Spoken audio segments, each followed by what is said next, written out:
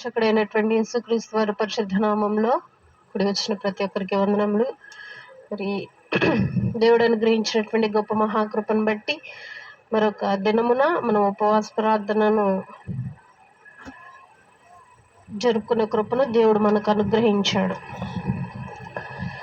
మరి పోయిన ఆదివారము మనము ఒకసారి వినినట్టుగా అసలు భస్మ బుధవారం ఏ విధంగా చేస్తారు, అసలు ఉపవాస దినములు ఏ విధంగా చేస్తారు అనేటువంటిది మనం ఒకసారి తెలుసుకొని ఉన్నాం. మరి ఏ విధంగా చేస్తారు అని అంటే ఆ చరిత్ర ఒకసారి మొత్తం మనము తెలుసుకొని ఉన్నాము. మరి ఇప్పుడు రోమన్ క్యాథలిక్స్ పూజించేటువంటి మరియమ్మ తల్లి అని, యేసుక్రీస్తు ప్రభువారు అని ఎవరు అనేది కూడా మనము తెలుసుకొని ఉన్నాము చరిత్ర ప్రకారము. సరే, తర్వాత బైబిల్ ప్రకారం కూడా అసలు ఉపవాసం ఉండొచ్చా ఉండకూడదా, ఉపవాసం ఉండాలి అనుకుంటే ఎన్ని రోజులు ఉండాలి, మరి బైబిల్లో ఎవరెవరు ఉపవాసాలు ఉన్నారు, ఎందుకున్నారు అంటే ఉపవాసానికి ఒక కారణం ఉండాలా, లేకపోతే మన ఇష్టం వచ్చినట్లు ఎప్పుడైనా ఎప్పుడు పడితే అప్పుడు ఉండొచ్చా, లేదు ఈ కాలక్రమంలోనే ఉపవాసం ఉండాలా అనేటువంటిది బైబిల్ చాలా స్పష్టంగా చాలాసార్లు వివరించింది. కాబట్టి వాటిని మనము ఒక్కొక్క వారము ఒక్కొక్క టాపిక్ విధంగా ఉపవాసం గురించి పూర్తిగా తెలుసుకుందాం.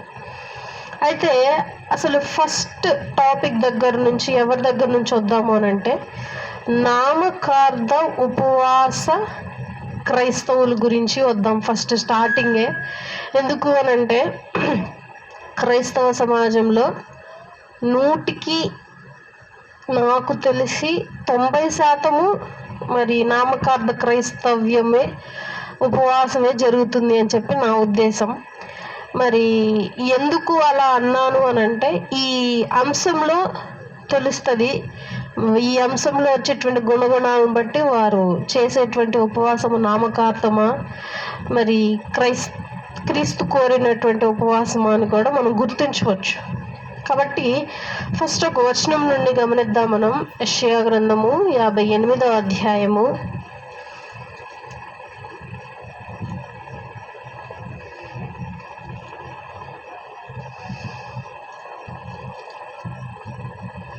యెషయా గ్రంథము 58వ అధ్యాయము 3-4 వచనాలు గమనిద్దాం. మేము ఉపవాసముండగా నీవెందుకు చూడవు, మేము మా ప్రాణములను ఆయాసపరుచుకొనగా నీవెందుకు లక్ష్య పెట్టవు అని అందురు. మీ ఉపవాస దినమున మీరు ఏ వ్యాపారము చేయుదురు, మీ పనివారి చేత కఠినమైన పని చేయించుదురు. మీరు కలహపడుచు వివాదము చేయుచు అన్యాయముగా గుద్దులాడుచు ఉపవాసమందును మీ కంఠధ్వని పరమున వినపడకుండునట్లు మీరిప్పుడు ఉపవాసము ఉందురు. అట్టి ఉపవాసము నాకు అనుకూలమా? మనుష్యుడు తన ప్రాణమును బాధపరుచుకొనవలసిన దినము అట్టిదేనా? ఒకడు జమ్ము వలె తల వంచుకొని గోనెపట్టా కట్టుకొని బూడిద పరుచుకొని కూర్చుండుట ఉపవాసమా? అట్టి ఉపవాసము యెహోవాకు ప్రీతికరమని మీరు అనుకొందురా? ఇక్కడ 58వ అధ్యాయము 3-5 వచనాల దాకా గమనించాము. ఇంకా కిందకు వస్తే చాలా ఉంటుంది ఉపవాసం గురించి. మనం కొన్ని వచనాలను బట్టి గమనిద్దాం. అయితే మనుష్యులు యెహోవాను ప్రశ్నిస్తున్నారని మనం ఇక్కడ గమనించవచ్చు. మనుష్యులు ఏ విధంగా గమనిస్తున్నారు, ఏ విధంగా ప్రశ్నిస్తున్నారు దేవుణ్ణి అని అంటే, మేము ఎంతో దీక్షతో ఉపవాసం ఉంటున్నావు, నువ్వు మమ్మల్ని గమనించట్లేదు, మా వైపు చూడట్లేదు, మేమేం చేసినా కానీ నువ్వు పట్టించుకోవట్లేదు అని అంటుంటే అప్పుడు దేవుడు అంటున్నాడు, మీరు ఉపవాసం ఉంటూ మీ వ్యాపారాలు చేసుకుంటున్నారు, మీరు ఉపవాసం ఉంటూ మీ దాసులను కష్టపెడుతున్నారు, మీరు ఉపవాసం ఉంటూ గొడవలకు వెళ్తున్నారు, ఇంకొకరితో గుద్దులాడుతున్నారు, మీరు ఉపవాసం ఉంటూ మీ కంఠధ్వని కనీసం నా దాకా కూడా చేరనివ్వకుండా ఉన్నారు, మీరు ఉపవాసం ఉంటూ మీ వ్యాపారాలు ప్రతిదీ అంటే మీ జీవితం మొత్తాన్ని రోజు ఏ విధంగా జరుగుతుందో అదే విధంగా కొనసాగిస్తున్నారు. సో అట్టి ఉపవాసం నాకు అవసరం లేదు, నాకు అక్కర్లేదు. మీరు అట్లా ఒక వంగిన చెట్టులాగా నుంచొని గోనపట్టా కట్టుకొని ఒంటికి బూడిద రాసుకొని ఏదో దీనంగా మొహాన్ని ఒక విచారమైన పరిస్థితుల్లో పెట్టుకొని కూర్చొని ఉపవాసం ఉంటే నాకు అది ఇష్టమా? నేను అది కోరలేదు. నువ్వు ఆ రోజు ఏం చేయాలి అంటే నిన్ను నువ్వు బాధపరుచుకునే దినము అట్టిదేనా అని అన్నాడు. అంటే ఉపవాసం ఉండే దినం ఎలా ఉండాలి? మనల్ని మనం బాధపరుచుకునే దినంగా ఉండాలంట. ఆ రోజు ఎలా బాధపరుచుకుంటాం? మనం ప్రతిరోజు సంతోషంగా ఉండలేము, ప్రతిరోజు అలానే బాధలు పడలేము. ఇప్పుడు సపోజ్ ఎగ్జాంపుల్గా ఉపవాస దినము రేపు ఉందాం అని అనుకున్నాం. రేపు ఉందామని అంటే ఇప్పుడు ఈ దినాలన్నీ 40 రోజులు ఉపవాస ప్రార్థనలు కాబట్టి వీటిలో చాలా మంది ఉపవాసం ఉంటున్నారు కాబట్టి ఈ ప్రకారంగా వెళ్దాం. ఇప్పుడు ఈ 40 రోజు ఉపవాస ప్రార్థనలో మీరు ఒకరోజు సంతోషంగా ఉంటారు, ఒకరోజు బాధపడుతూ ఉంటారు. సరే, ఒక రోజు తీసుకొని ఏదో ప్రొద్దున పూట ఏదో గలిబిలిలోనో ఏదో హడావిడిలోనో కొంచెం చిరాగ్గాను గలిబిలిగా ఉన్నారు. సాయంత్రానికి వచ్చేసరికి నీకేమొచ్చింది? నీ ఫీలింగ్స్ మారిపోతాయి, ఆలోచన మారిపోయింది, మొత్తం నీ మైండ్ ఫ్రెష్ అయిపోయి మరలా నువ్వు సంతోషకరమైనటువంటి సమయంలోకి వస్తావు. ఇక్కడ దేవుడు ఏమంటున్నాడు? నిన్ను బాధపరుచుకునే దినము అట్టిదేనా అంటే నువ్వు ఎన్ని రోజులైతే ఉపవాసం ఉంటావో అన్ని రోజులు నువ్వు బాధపడుతూనే ఉండాలి. అది సాధ్యమేనా మనిషికి? కనీసం మనిషి ఒక రోజు కూడా నిజంగా బాధపడి నిజంగా ఏడుస్తూ ప్రార్థన చేయలేడు. కనీసం ఒక రోజు కూడా లేదు. అలా జరిగించాలి అని అంటే ఏం చేస్తాడు ఆ మనిషి? లేనిపోని బాధను తెచ్చుకొని ముఖాన్ని విచారంగా చేసుకొని, అంటే నామకార్థంగా ఆర్టిఫిషియల్గా ప్లాస్టిక్ ఫేస్లు పెట్టుకొని చేస్తాడు ఇక చెయ్యాలి అని అంటే. కానీ దేవుడు అంటున్నాడు, ఈ 40 రోజులు నువ్వు ఉపవాసం ఉంటున్నావు అని అంటే ఈ 40 రోజులు నువ్వు బాధపడాలి. ఈ 40 రోజులు ఉపవాసం ఉంటున్నావు అంటే ఈ 40 రోజులు నువ్వు వ్యాపారం చేయకూడదు. ఈ 40 రోజులు ఉపవాసం ఉంటున్నావు అంటే ఈ 40 రోజులు నువ్వు నీ దాసుని కష్టపెట్టకూడదు. ఈ 40 రోజులు నువ్వు ఉపవాసం ఉంటున్నావు అని అంటే ఈ 40 రోజులు నువ్వు ఎవరితో పోట్లాడకూడదు, గుద్దులాడకూడదు, తగులాడకూడదు, ఎవరి మీద ఈర్షపడకూడదు, ఎవరిది ఆశించకూడదు. ఈ 40 రోజులు నువ్వు ఉపవాసం ఉన్నావు అని అంటే నిన్ను నువ్వు నలగొట్టుకోవాలి. ఇప్పుడు జరిగేటువంటి ఉపవాసం ఏ విధంగా ఉంది ప్రతి ఒక్క క్రైస్తవ్యంలో అని అంటే, జస్ట్ అన్నము ఏమంటారు, అన్నపానీయములు మానివేస్తారు మాత్రమే. కానీ దేవుడు ఆ విధమైనటువంటి ఉపవాసం కోరుకోవట్లా. అన్నపానములు మానేసుకుంటే మనకే మంచిది. మన బాడీ స్ట్రక్చరు ప్రక్రియ ఎలా ఉంటుంది అని అంటే టైం ప్రకారం తినేటట్టుగా లేదు మన బాడీ. టైం ప్రకారంగా తినాలి, టైం ప్రకారంగా తింటే ఆరోగ్యం వస్తుంది అని అంటారు. కానీ ఇప్పుడు సపోజ్ ఎగ్జాంపుల్గా ఫోన్ తీసుకుందాం. ఫోనే మన బాడీ. ఇప్పుడు దీనిలో 100% ఉంది ఛార్జింగ్. మనం వాడే కొద్దీ ఏమైద్ది? తగ్గిద్ది.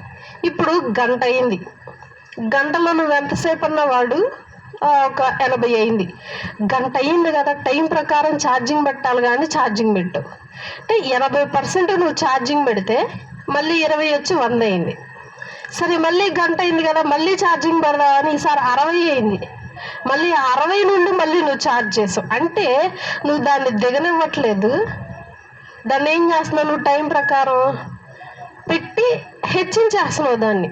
అంటే దీని ప్రక్రియ ఏంటి? దీని బాడీ, దీని స్ట్రక్చర్ ఏంటి? ఫోను ఛార్జింగ్ 20% వస్తేనే పెట్టాలి, అంతేనా? 20% రాకుండా టైం ప్రకారం పూటకి ఇంత గంటలకి పెట్టేస్తే ఫోన్ ఏమైద్ది? బ్యాటరీ ఏమైద్ది? పాడైపోయింది. సో మనిషి శరీరం కూడా అలాగే. మనిషి శరీరంలో గంట ఉంటుంది. ఏంటా గంట? ఆకలి అనే గంట, ఏడుపు అనే గంట, బాధ అనే గంట, ఇంకా నొప్పి అనే గంట. ప్రతి గంట మోగుతూనే ఉంటుంది మన శరీరంలో. సో ఒక డాక్టర్ చెప్తారు ఈ ఇంటర్వ్యూలో ఏమని అనంటే, మనిషి శరీరము టైం ప్రకారం తినటానికి స్ట్రక్చర్ కాదు, ఆకలేస్తే తినేటట్టుగా నిర్మింపబడింది ఈ శరీరం.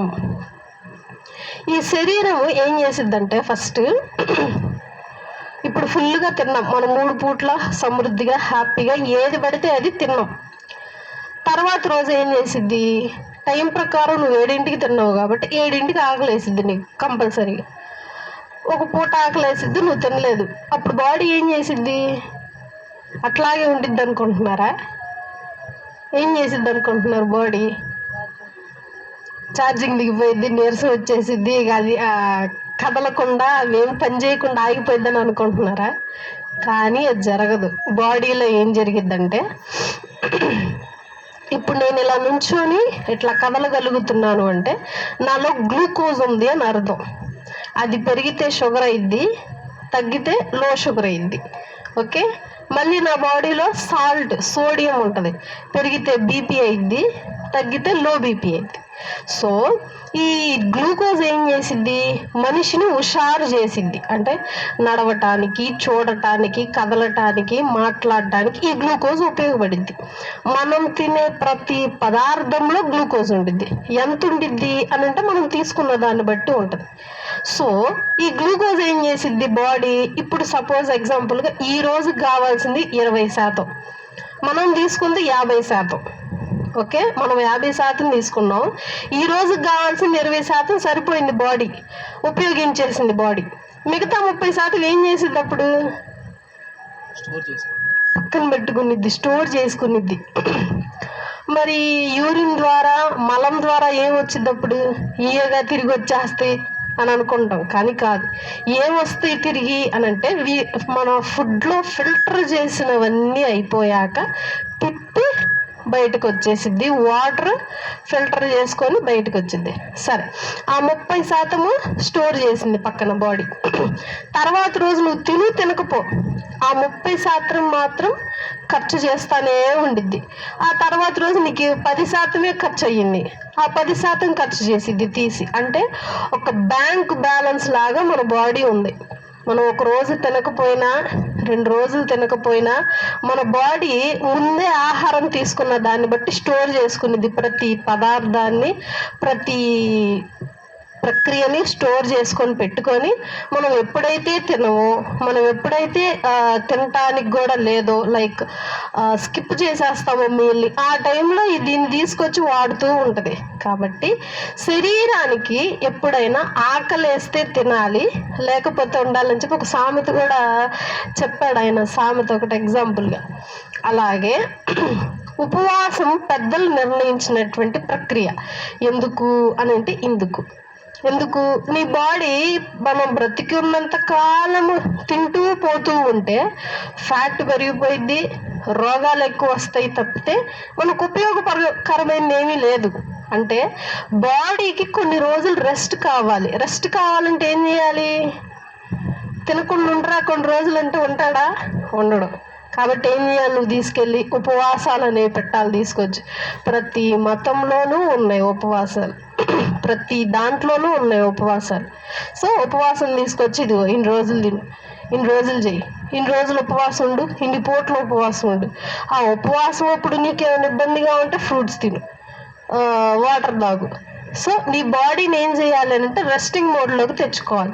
నీ బాడీకి కొంచెం రెస్ట్ ఇస్తూ ఉండాలి, అది ఫుడ్ ప్రాసెస్ చేసే టైం. ఇప్పుడు నువ్వు ఉపవాసం ఉన్నావు, ఎగ్జాంపుల్కి రోజు మొత్తం నేను తిన్నాను, రేపు ఉపవాసం ఉన్నాను, నా బాడీ ఏం చేసిద్ది, ఇక్కడ ఫుడ్ తీసుకోవట్లేదురా బాడీ అని చెప్పి బాడీకి అర్థమైపోయి మిగతా ఉన్నటువంటి ఎనర్జీని వాడుతూ లోపల ఉన్నటువంటి చెడును కూడా అది రీసైకిల్ చేస్తూ ఉంటుంది. అంటే హీట్ని ప్రొడ్యూస్ చేస్తూ ఉంటుంది. ఆ హీట్కి అరగని ఫుడ్ పోతుంది, ఆ హీట్కి మనలో ఉన్నటువంటి మలినం కూడా కలిసి బయటికి నెట్టేయటానికి ఉపయోగపడింది ఉపవాసం. అంటే పెద్దలు పెట్టడానికి కారణం మన ఆరోగ్యం బాగుండటానికి ఉపవాసం అనేటువంటి ప్రక్రియని పెట్టారు. సరే, మనం బైబిల్ ప్రకారంలో చూసినట్లయితే మన ఉపవాసాలు ఎలా ఉన్నాయి అని అంటే, మనము అన్నం తినము, ఫ్రూట్స్ జ్యూస్లు తాగొచ్చు, వాటర్ తాగొచ్చు, అంటే లిక్విడ్ పదార్థాలు తాగొచ్చు. సో మనం ఫుడ్ తీసుకోకుండా ఉన్నా పర్వాలేదు. ఎలాగ పొద్దున్నే లేస్తారు, కాలేజ్కి వెళ్ళేవాళ్ళు కాలేజ్కి వెళ్తారు, ఆఫీసులకి వెళ్ళేవాళ్ళు ఆఫీస్కి వెళ్తారు. ఎవరితో నన్ను గొడవ పడాలంటే ఆ రోజే గొడవ పడేస్తారు. ఏనమ్మా ఏదన్నా తీసుకొచ్చి ఇదిగోండి అయ్యా తినండి అని చెప్పంటే లేదమ్మా నేను ఉపవాసం ఉన్నాను. కొంతమంది ఇది ఒక పెద్ద జాబు, పెద్ద భక్తి అన్నట్టు కూడా చెప్పుకుంటూ ఉంటారు నేను ఉపవాసం ఉన్నాను అని. అలా కావాలని మొహాన్ని చిన్నబుచ్చుకొని బాధపరుచుకొని మీరు ఇట్లా వ్యర్థంగా ఉపవాసం ఉంటున్నారు. నాకు ఈ ఉపవాసము నచ్చలేదు. దేవుడు ఎక్కడ ఉపవాసం చేయమని అడగలేదు, ఉపవాసం ఉండమని అడగలేదు. దేవుడు జస్ట్ నాతో ఉండండి అని అంటే మనము ఆయనతో ఉండలేక ఇవన్నీ మనం పెట్టుకున్నటువంటి కట్టుబాట్లు, బలులు అర్పించటము, ప్రార్థన చేయటము, ఉపవాసాలు ఉండటము, ప్రార్థనా మందిరాలకు వెళ్ళటము, ప్రార్థనా మందిరాలు కట్టటము కానీ, సో ఇవన్నీ ఇలా మనం చేసుకున్నాయి. కాబట్టి ఆల్రెడీ మీరు ఉపవాసం ఉండాలని మీరు నిశ్చయించుకున్నారు కాబట్టి ఈ విధంగా ఉండండి, ఇట్లా ఉండద్దు అని సరి చేశాడంతే దేవుడు. సో మనం ఉపవాసం ఉండాలి అని అనుకుంటే ఇంకా ఏం చెయ్యాలో తర్వాత వచనాల్లో చూద్దాం. ఇప్పుడైతే ఏం చేయకూడదో మీరు గమనించారు. ఏం చేయకూడదు? ఆ రోజు మీరు ఏ పని చేయకూడదు. మీరు వ్యాపారం చేయకూడదు, మీ యొక్క పని వారితో కష్టపెట్టకూడదు, ఎదుటి వారితో దూషించకూడదు, నిందించకూడదు. అంటే లోకానికి దూరంగా ఉండాలి అని అర్థం మీరు ఉపవాసం ఉండే దినమున. మరి ఇంకా ఏం చేయాలో చూద్దాం ఆ రోజున. జకర్యా గ్రంథము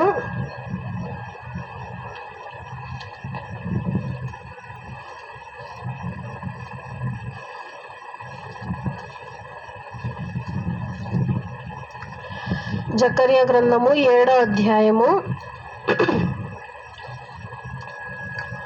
3, 5, 7 వచనాలు.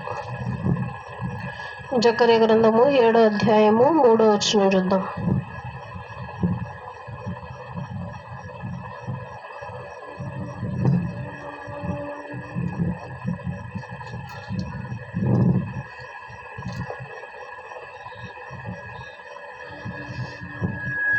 యెహోవాను శాంతిపరచుటకై మందిరము నొద్దనున్న యాజకులను ప్రవక్తలను మనవి చేయగా, సైన్యములకు అధిపతియగు యెహోవా వాక్కు నాకు ప్రత్యక్షమై సెలవిచ్చినదేమనగా, దేశపు జనులందరికీ యాజకులకును నీవి మాట తెలియజేయవలను.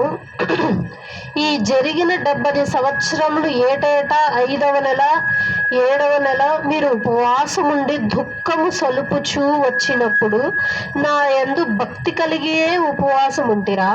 మరియు మీరు ఆహారము పుచ్చుకొనున్నప్పుడు స్వప్రయోజనమునకే కదా పుచ్చుకొంటిరి. మీరు పానము చేసినప్పుడు స్వప్రయోజనమునకే కదా పానము చేసితిరి. యెరూషలేములోను దాని చుట్టూను పట్టణములోను దక్షిణ దేశములోను మైదానములోను జనులు విస్తరించి క్షేమముగా ఉన్న కాలమున పూర్వీకులకు ప్రవక్తల ద్వారా యెహోవా ప్రకటన చేసిన ఆజ్ఞలను మీరు మనస్సుకు తెచ్చుకొనుచుండవచ్చునా. యెహోవా దేవుడు ప్రతి ఒక్క ఆజ్ఞను ఇజ్రాయేలీయులకు వివరిస్తూ ఉన్న క్రమంలో ప్రవక్త అయినటువంటి జకర్యా గారు ఉన్న టైంలో కూడా దేవుడు మాట్లాడటం జరిగింది. ఏమని అనంటే, మీరు 6 నెలలకు ఒకసారి ఉపవాసం ఉంటున్నారు. దేనికి? వారు చేసే తిరుగుబాటు మూలంగా దేవునికి కోపం వచ్చి వారిని శత్రువులకు అప్పగిస్తున్నాడు అని చెప్పి వీరు 6 నెలలకు ఒకసారి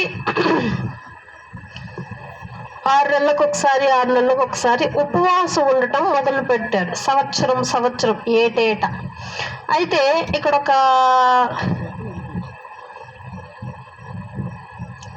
ఇంకోసారి చదివి చూసినట్లయితే, దేశపు జనులందరికీ యాజకులకును నీవి మాట తెలియజేయవలను. ఈ జరిగిన 70 సంవత్సరములు ఏటేటా 5వ నెలను 7వ నెలను మీరు ఉపవాసం ఉండి దుఃఖము సలుపుచూ వచ్చినప్పుడు నా యందు భక్తి కలిగియే ఉపవాసం ఉంటిరా. 5వ నెల 7వ నెల 70 ఏళ్ళు అట్లా ఉపవాసం ఉన్నారట ఈ ఇజ్రాయేలీలు. ఇప్పుడు దేవుడు అంటున్నాడు జకర్యా గారితో దేవుడు అంటున్నాడు, నువ్వు వెళ్ళి జకర్యా ఈ మాటలు అక్కడ ఇజ్రాయేలీయుల పెద్దలకును ప్రవక్తలకును అందరికీ తెలియజేయి. ఏంటి ఆ మాట అనంటే, నీవు ఏటేటా 70 ఏళ్ళు ఉపవాసం ఉంటివి. 5 నెలలకు ఒకసారి 4 నెలలకు ఒకసారి ఉపవాసం ఉంటివి కదా. ఈ ఉపవాసం ఉండే క్రమంలో నీవు భక్తిగానే ఉన్నావా అని ప్రశ్నించు అని జకర్యా గారు చెప్తే, జకర్యా గారు ఈ మాట ఇజ్రాయేల్ ప్రజలందరికీ చెప్తారు.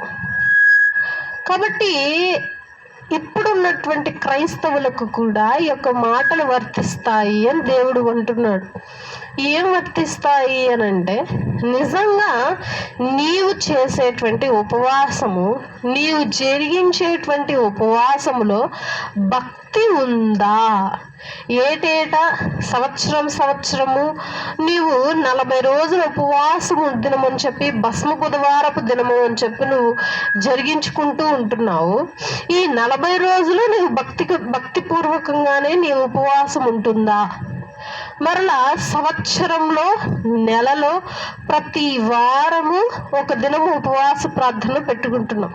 మనం ఇప్పుడు శనివారపు ఉపవాస ప్రార్థన దినము అని ఎందుకుంటున్నాము అనంటే, ఈ వారమంతా దేవుడు తన రెక్కల కాపుదల్లో భద్రపరిచి చివరి వారంలో చివరి రాత్రి మనలను నడిపించాడు. కాబట్టి ఈ విధంగా మనం ఉపవాస దినమును ప్రకటించుకున్నాం. సో నీవు చేసేటువంటి ప్రతి ఉపవాసంలోనూ భక్తి కలదా అని చెప్పి దేవుడు ప్రశ్నిస్తున్నాడు. ఒకసారి ఆలోచన చేయాలి, మన విషయాల్లో మనం చేసేటువంటి ఉపవాసంలో భక్తి ఉందా? తర్వాత మత్తయి సువార్త 6వ అధ్యాయము 16వ వచనం. మత్తయి సువార్త 6వ అధ్యాయము 16వ వచనం. మీరు ఉపవాసము చేయనప్పుడు వేషధారుల వలె దుఃఖముకులై ఉండకుడి, తాము ఉపవాసము చేయుచున్నట్లు మనుష్యులకు కనబడవలనని వారు తమ ముఖములను వికారము చేసుకొందురు, వారు తమ ఫలము పొందియున్నారని నిశ్చయముగా చెప్పుచున్నాను. అయితే కొంతమంది ఉపవాసం ఏ విధంగా ఉంటుంది అని అంటే, తమను తాము కావాలని దుఃఖపరుచుకుంటున్నారు. మరి ఎదుటి వారికి కనబడేలాగంటే మనుష్యులకు కనబడేలాగా తమ ముఖములను విచారము చేసుకొని ఉంటున్నారు. తర్వాత ఇంకేం చేస్తున్నారు? వారు దుఃఖముఖులై ఉంటున్నారు, వేషధారుల్లాగా ఉపవాసం చేస్తున్నారు. తర్వాత అందరికీ కనబడవలనని తమ ముఖము విచారంగా చేసుకుంటున్నారు. అంటే ఈ ఉపవాసము చేసేటువంటి ప్రతి ఒక్కరి ముఖాలు దీనంగా, దుఃఖంగా, ఏదో వేదనగా పడుతూ ఈ యొక్క 40 రోజుల ఉపవాసపు మొహక కవలికలను మార్చేసి పెడుతూ వేషధారుల్లాగా అందరికీ కనిపించాలని, అందరికీ చెప్పుకుంటూ తాను ఉపవాసం ఉంటున్నాను అని, తాను ఉపవాసం ఉన్నానని అందరికీ తెలియజేస్తూ ఉంటున్నారు ఈ మనుషులు. కాబట్టి వారి ఫలము వారికి వచ్చేసింది. వారికి ఏ ఫలం రాబోతుంది అప్పుడు అని అంటే, వేషధారుల ఫలము, నామకార్థ క్రైస్తవుల ఫలము వారికి వచ్చేసింది అని అంటే, వారికి శిక్ష వచ్చేసింది, వారికి శిక్ష వ్రాయబడి ఉంది అని దేవుడు అంటున్నాడు. తర్వాత ఇంకా ఏ విధంగా నామకార్థ క్రైస్తవులు ఉపవాసం ఉంటున్నారో గమనిద్దాం. యోవేలు గ్రంథము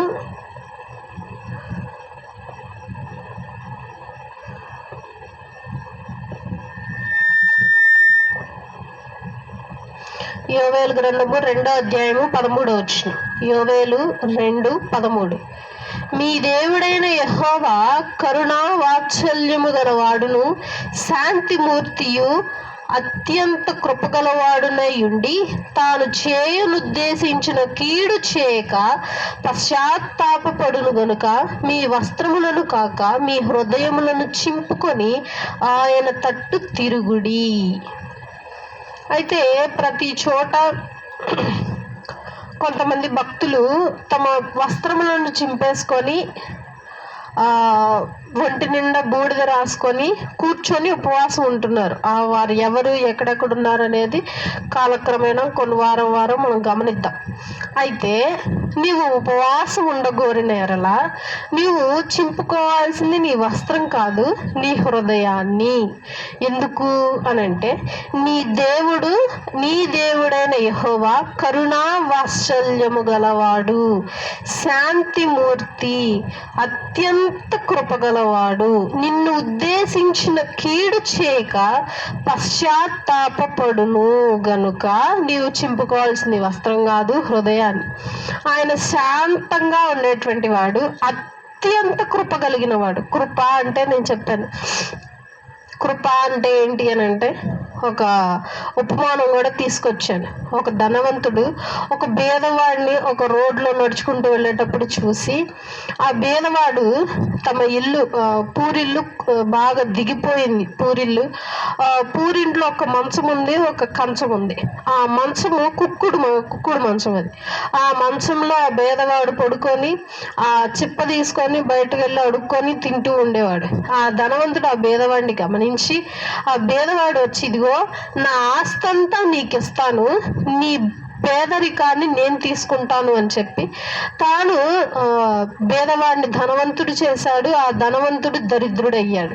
ఈ జనరేషన్లో కానీ ఈ సృష్టిలో కానీ ఎవరూ చేయలేనటువంటి పని ఆ ధనవంతుడు చేశాడు.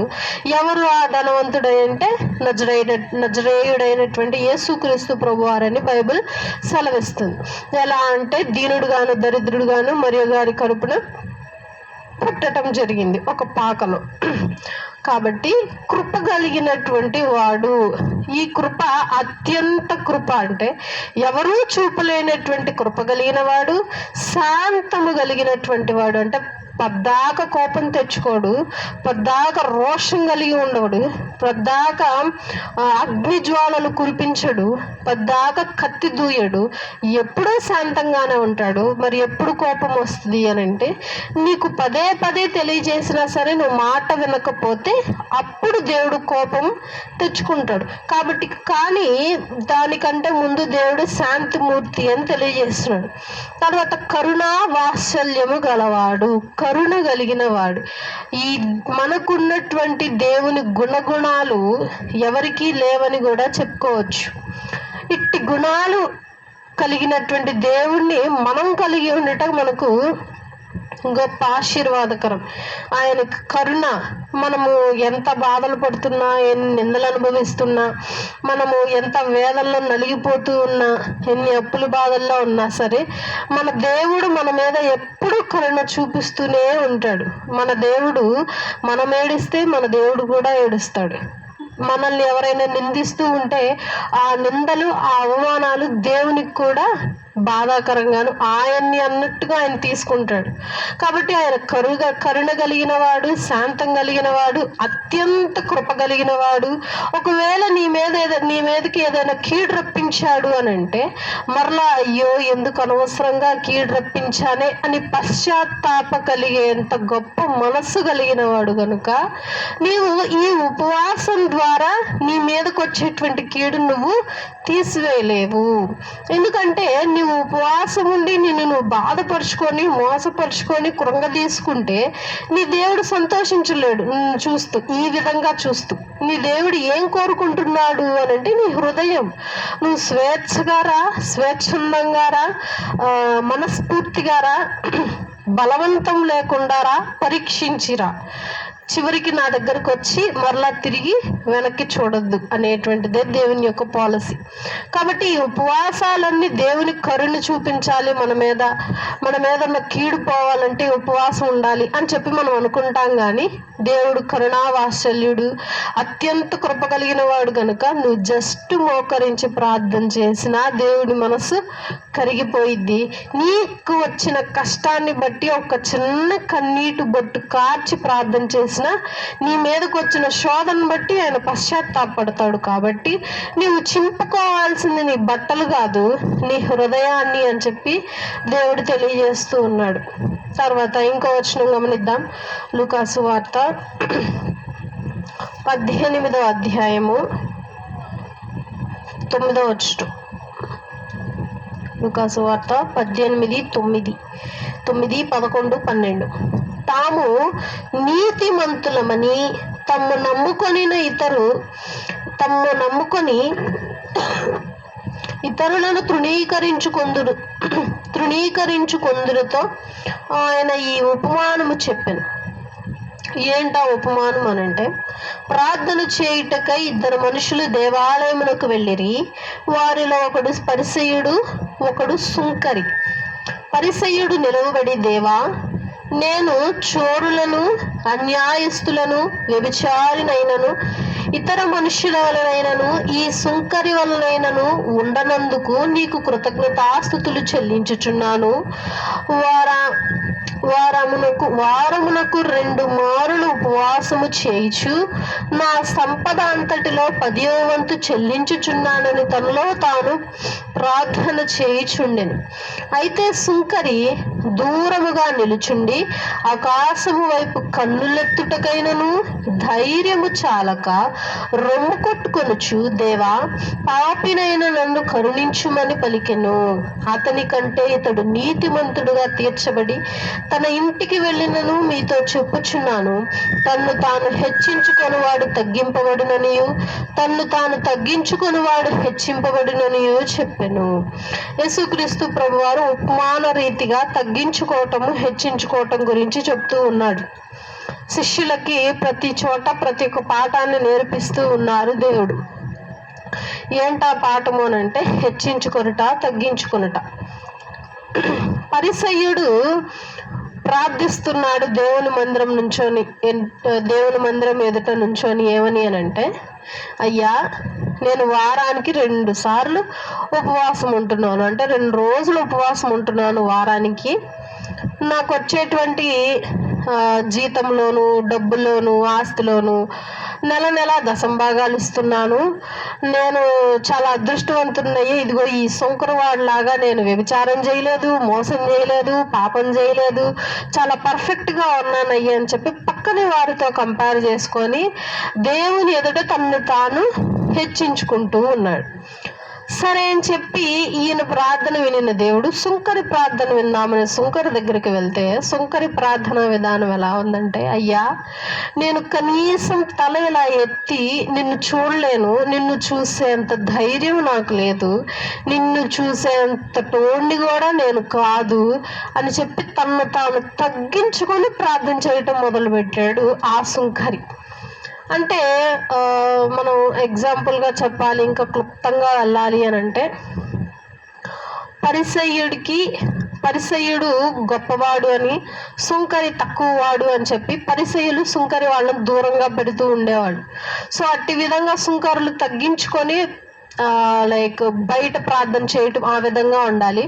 పరిసయ్యులు లోపలికి వచ్చి ప్రార్థన చేస్తూ ఉండాలంటే వాళ్ళు కొంచెం ఎక్కువ, సుంకరులు కొంచెం తక్కువ అని. కాబట్టి దేవుడు విన్నది మాత్రం 2 ప్రార్థనలు, కానీ అంగీకరించింది మాత్రం సుంకరి ప్రార్థన. కాబట్టి మన విశ్వాసము, మన ఉపవాసము దేవుని ఎదుట మనల్ని మనం తగ్గించుకునే విధంగా ఉందా, హెచ్చించుకునే విధంగా ఉందా ఒకసారి గమనించాలి. కాబట్టి మనం తగ్గించుకునే విధంగా నీ యొక్క ఉపవాసం ఉంటే నువ్వు ధన్యుడవు, ధన్యురాలవు.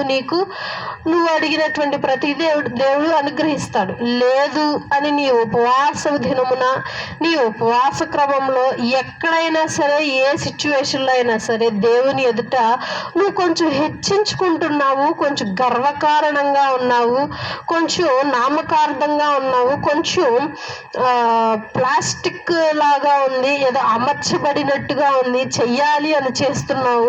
అట్టి విధంగా కనుక చేస్తే దేవుడు మాత్రం అంగీకరించడు నీ యొక్క ఉపవాస ప్రార్థన అని చెప్పి దేవుడు తెలియజేస్తూ ఉన్నాడు.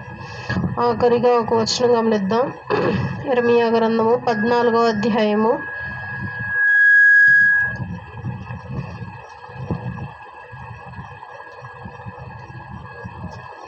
14వ అధ్యాయము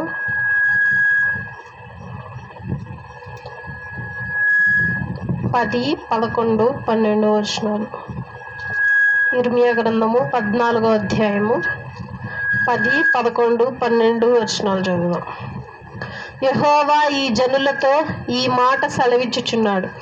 ఈ జనులు తమ మోకాళ్ళు అడ్డము లేకుండా తిరుగులాడుటకు ఇచ్చగలవారు గనుక యెహోవా వారిని అంగీకరింపడు. ఇప్పుడు ఆయన వారి అక్రమము జ్ఞాపకము చేసుకొనును, వారి పాపములను బట్టి వారిని శిక్షించును. మరియు యెహోవా నాతో ఇట్లనెను, వారికి మేలు కలుగునట్లు ఈ ప్రజల నిమిత్తము ప్రార్థన చేయకుము. వారు ఉపవాసమున్నప్పుడు నేను వారి మొర వినను. వారు దహన బలి అయినను నైవేద్యమునైనను అర్పించినప్పుడు నేను వాటిని అంగీకరింపను. ఖడ్గముల వలనను, క్షామముల వలనను, తగుల వలనను, తెగులు వలనను వారిని నాశనము చేయుదును. అందుకు నేను, అయ్యో ప్రభువా యెహోవా, మీరు ఖడ్గము చూడరు, మీకు క్షామము కలుగదు. ఈ చోటను నేను స్థిరమైన సమాధానము మీకు ఇచ్చదనని ప్రవక్తలు వారితో చెప్పుచున్నారని నేను అనగా, యెహోవా దేవుడు ఇర్మియా గారిని చిన్నతనంలోనే ప్రవక్తగా ఎంచుకున్నాడు. ఆయన ఇర్మియా గారి చిన్నతనంలోనే దేవునికి ప్రవక్త అయ్యి ఇజ్రాయేలీలకి ఏ విధమైనటువంటి ఉపమానం చెప్పాలో ఆయన నిరభ్యంతరంగా వెళ్ళి చెప్తూ ఉండేవాడు. ఆ విధంగానే ఇప్పుడు యెహోవా దేవుడు ఇర్మియా గారికి చెప్తున్నారు, ఈ మనుషులు తమ కాళ్ళను అడ్డపరుచుకోకుండా, తమ మోకాళ్ళు వంచి ప్రార్థన అంటే ఉపవాస ప్రార్థనను జరిగించకుండా ఇష్టం వచ్చినట్లు చేస్తూ ఉన్నారు. వీరి ఉపవాస ప్రార్థన నాకు అంగీకారంగా లేదు. కాబట్టి ఇర్మియా, నువ్వు వీరి కోసం ప్రార్థన చేయొద్దు. వీరు ఉపవాసం ఉండిన ఎడల వీరు చేసేటువంటి ప్రతి కార్యంలో నేను వీరికి అడ్డంకులను రప్పించి వీరికి క్షామము, కీడు వీరి మీదకి రప్పిస్తాను నేను ఈ ప్రజల మీదకి. ఎందుకు అనంటే వీరి ఉపవాసము భక్తిహీనతగా ఉంది, వీరి ఉపవాసము నామకార్థంగా ఉంది, వీరి ఉపవాసము నాకు కోపము రేపునట్లుగా ఉన్నది. కాబట్టి వీరి ఉపవాసము నాకు అంగీకారము కాదు. వీరి ఉపవాసమును అంగీకరించమని నాకు ప్రార్థన మాత్రం చెయ్యొద్దు అని ఇర్మియా గారితో దేవుడు మాట్లాడటం జరిగింది. కాబట్టి అట్టి విధంగా ఒకసారి మనల్ని మనం జ్ఞాపకం చేసుకుందాం. దేవుడు కూడా ఇదే విధంగా మన ఎడలో ఉన్నాడా? దేవుడు కూడా ఇదే విధమైనటువంటి ఆలోచన, ఇదే విధమైనటువంటి అవగాహన, ఈ విధమైనటువంటి ప్రక్రియ మన జీవితంలో కూడా జరిగించాలని దేవుడు అనుకుంటున్నాడా? ఒకసారి ఆలోచన చెయ్యాలి. మనం ఉపవాసం ఉండాలనుకుంటున్నాము. సరే, ఉపవాసం నీవు ఉండాలి అనుకుంటే ఈ విధంగా ఉండు అని చెప్పి దేవుడు తెలియజేస్తున్నాడు. ఏంటి అని అంటే, నీవు గదికి తలుపు వేసి, ఆ తలుపుకి గడియ వేసి, కిటికీలు వేసి, నిన్ను ఎవరు చూడకుండా, నువ్వు ఎవరు చూడకుండా ఒంటరిగా ఇంట్లో ఒక్కడివే కూర్చొని రోధిస్తూ బాధపడుతూ దేవుని సంబంధిగా ఉండాలి, దేవునితోనే ఉండాలి. నువ్వు ఎంతసేపు అయితే ఉపవాసం ఉండాలని ఆశపడ్డావో అంతసేపు నువ్వు దేవునికి అంటుకట్టి ఉండాలి. ఒక ద్రాక్షావల్లి విధంగా నువ్వు ఉండాలి. ఆ రోజు అంటే దేవునితో మాత్రమే గడపాలి, ఇంకెవరితోనూ మాట్లాడకూడదు. ఇంక నీ పాపపు జీవితము, లోకపు జీవితాన్ని ఆ సమయం దాకా నువ్వు విడిచిపెట్టాలి. ఒక గంట సేపు ఉపవాసం ఉండాలనుకుంటున్నావు, ఆ గంట సేపు దేవునితో గడుపు. లేదు ఒక రోజు ఉండాలనుకుంటున్నావు, ఆ రోజంతా దేవునితో గడుపు. కాబట్టి నువ్వు ఎంతసేపు ఎన్నిసార్లు ఉపవాసం ఉండాలి అన్నా నువ్వు దేవునితో మాత్రమే గడపాలి. నీ యొక్క వ్యాపారము, నీ యొక్క రోజు జరిగేటువంటి పరిస్థితులకు దూరంగా ఉండాలి అని చెప్పి దేవుడు అంటున్నాడు. అసలుకైతే ఉపవాసం చెయ్యక్కర్లేదు, నీ యొక్క బట్టలను చింపుకోక్కర్లేదు. జస్ట్ నీ హృదయాన్ని సరిచేసుకొని నీ హృదయాన్ని చింపుకుంటే చాలు. నేను నీ యొక్క బాధలలోను నిందల్లోనూ నేను నీకు తోడుగా ఉండి శాంతమును, సమాధానమును, కృపను ఖచ్చితంగా అనుగ్రహిస్తాడు అని దేవుడు అంటున్నాడు. కాబట్టి ఉపవాసం ఉండక్కర్లేదు. ఉపవాసం ఉండాలి అని అనుకున్న ఆలోచన ఉంటే ఈ విధంగా ఉండాలి. అంతేగాని ఇష్టం వచ్చినట్లు ఉపవాసం ఉంటే దేవునికి అది అంగీకారం కాదు. దేవుడు వారి మీదకి కీడు రప్పిస్తాడు అని చెప్పి బైబిల్ సెలవిస్తూ ఉంది. కాబట్టి ఇటు మాటలు మన హృదయంలో భద్రపరచుకోండి, తెలియని వారికి తెలియజేయండి. ఈ మాటలు దినదినము మీరు నెమరు వేసుకోవాలని మనవి చేస్తూ చిన్న మాటలు మన హృదయంలో, మన వినికిల్లో దేవుడు దీవించి ఆశీర్వదించి ఫలము వృద్ధి చెందించునుగాక. ఆమేన్. తల నుంచి కళ్ళు మూసుకున్నట్లయితే ప్రార్థన చేసుకుందాం. మమ్మల్ని మిక్కులుగా ప్రేమించిన మా ప్రియ పరలోకపు తండ్రి, నీ చుట్టంటి గొప్పతనం బట్టి సమయం బట్టి వందనం, స్తుతులు, స్తోత్రం ప్రభా. ఎంతో మంది రోజులకు నశించిపోతుండగా మీరు మమ్మల్ని అలాగా చేయకుండా ఇప్పటికే సజీవుల్లోకి ఉంచారు. వందనములు నా తండ్రి ప్రభా. ఈరోజు జరిగినటువంటి ఉపవాస ప్రార్థనలు ఆది నుండి ఎంతవరకు అధ్యక్షత వహించారు. వందనాలు. పాటల్లోను, వాక్య భాగంలోను, ప్రార్థనలోను నా తండ్రి ప్రభు మీరు మాకు తెలియజేసినటువంటి అమూల్యమైనటువంటి మాటలు మా హృదయంలో భద్రపరుచుకునే కృపను అనుగ్రహించండి. తెలియని వారికి తెలియజేసే కృపను అనుగ్రహించండి. అయా తండ్రి ఉపవాసం నీకు ఇష్టానుసారంగా ఉండేటకు సహాయం చేయండి. అయా నా తండ్రి ప్రతి ఒక్కరి ఉపవాసములు నా తండ్రి నీవు పరీక్షించు వాడవు నా తండ్రి. అయినా నా తండ్రి ప్రభు నువ్వు కృప కలిగిన వాడవు నా ప్రభు. ఇటు ఉపవాసములు నీకు అంగీకారం కాదు నా తండ్రి. అయా నా తండ్రి అట్టి విధములైనటువంటి వారు గ్రహించి నా తండ్రి నీ యందు నిజమైన భక్తితో తండ్రి ప్రభు వారు ప్రార్థించుటకు సహాయం చేయండి. అయా తండ్రి ప్రభు నామకార్థ క్రైస్తవులాగా వారి జీవితాలు ఉండకుండా వారిని సరి చేసుకునే కృపను వారికి తండ్రి ప్రభు ఆలోచన తలంపును వారికి అనుగ్రహించండి. రేపు జరిగేటువంటి తండ్రి ప్రభు ఆదివారపు ఆరాధనలో ఆది నుండి అంతవరకు అధ్యక్షత వహించమని యస్నం పెట్టడి వేడు కొంచెం ప్రార్థిస్తున్నాం తండ్రి. ఆమేన్. మన తండ్రి దేవుని ప్రేమయు కుమారుడైన యేసుక్రీస్తు ప్రభు కృపయు పరిశుద్ధాత్మ అన్యోన్య సహవాసము మనందరికీ ఎల్లప్పుడూ తోడైన నడిపించునుగాక. ఆమేన్. అందరికీ వందనాలు.